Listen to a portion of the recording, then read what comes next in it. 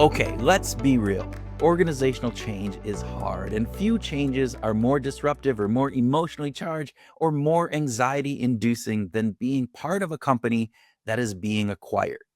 Suddenly, everything feels uncertain roles, reporting lines, and even the future of the company itself. And that's the exact situation that a $3 billion biotech company recently found themselves in.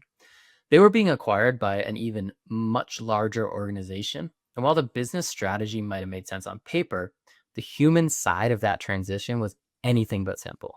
And one leader, the head of the Global Value and Access Division, knew that she had to act fast. Her team was high performing. They were deeply invested and already starting to ask, what's next for me?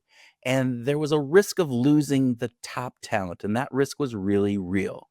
So she reached out to the Lantern Group to help, to bring some insights from behavioral science to help her team manage through this transition. So today, we're diving into how we help that team not just survive the transition, but actually come out stronger on the other side. That's right. And not just with fear, but real expectations. They were bracing for a 15% turnover and a potential dramatic decrease in employee engagement and performance, which can have a massive impact on the company in the long term. Right. And with good reason. In transitions like this, ambiguity breeds anxiety, and you don't know what your job will look like, or even who you'll report to, or even if you have a job post acquisition. And that uncertainty creates a leadership challenge. How do you keep people engaged when you can't offer clear clarity about what's going to happen in the future? That's a great question. So, Kurt, how did we help them? Yeah. So we launched what we call our proprietary Thriving Through Change initiative. And the idea is simple: don't just manage change, help people lead through it, process it, and believe it or not, even grow through it.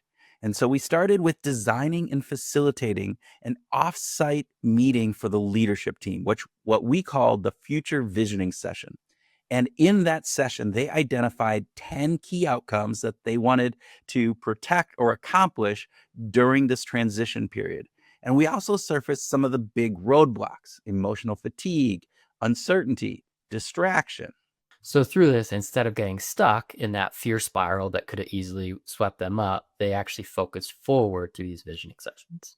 Exactly. And we used a process to get the people to envision the future and then look at what that means for the company. Look at what factors will be needed to make that a success. We also explored what could derail the process, but we didn't stop there. We followed up with monthly half day face to face meetings with leadership.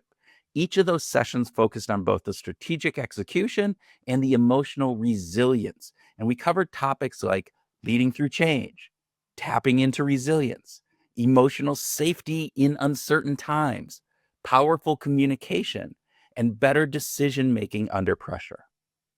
So, you're building both competence and confidence in these leaders, right? While giving them room to breathe and to, as always, be human. Yeah, and that was key. And on top of that, we not only worked with the leadership, but we ran monthly webinars for both the next layer down, the people leaders within the organization, and for all the employees. We wanted to cascade those insights to the broader team so everyone felt like they were part of the learning and not just left in the dark. And to make sure this was embedded in the team, you actually, Kurt, worked with the leaders one on one, correct? Yeah, so I had monthly leadership coaching sessions because every leader's challenge looked a little different. Some needed help with how to manage team anxiety, others needed to process their own anxiety. And we closed it out by helping design a really powerful all employee meeting: one part celebration, one part hope building. And it was a really cool meeting, a really good one. And with that, what happened? So, remember at the beginning, I talked about the visioning session, and the leaders had come up with the 10 outcomes that they wanted on that offsite. Now they achieved 9 of those 10. And remember that 15% attrition that they were fearing, that they thought they might lose up to 15% of their people? Only one person left out of the over 100 people in that organization. One person left. That right there is incredible. And this is all during an acquisition, too, right? Right. So this acquisition, all that fear, all of that other things, not saying that everything that we did was driving that, but the engagement held steady or even improved in places because they didn't just try to calm people down. They gave people the tools, the space, the connection, and we helped leadership become the trusting team that they could be. Amazing. Love it. So, give us some leadership takeaways. What can other leaders, other groups, other companies, other organizations steal from this initiative? Right. So there's a few things that we learned from this as well as some of the other initiatives that we've done, right? Here's couple key ones. FaceTime matters. In uncertainty, schedule connections to be purposeful, to make sure that you're talking to that person, that team member, one on one, face to face, in real life if you can. And don't spend all your time on the resistors. Focus on your quiet supporters as well. Too often we focus on those people who are squeaky and loud when in fact we really need to acknowledge that there is a lot of support in those people who are, you know, being there with you. Acknowledge the stress. Even if you're not feeling it yourself, your team might be feeling it. So acknowledge it, address it, make sure that they know that it's there, and let people imagine their positive future state and help them see how what they're doing today will help build that in the future, even if that future is uncertain. And finally, model the behavior that you want your team to follow. If you stay grounded, they'll stay grounded as well.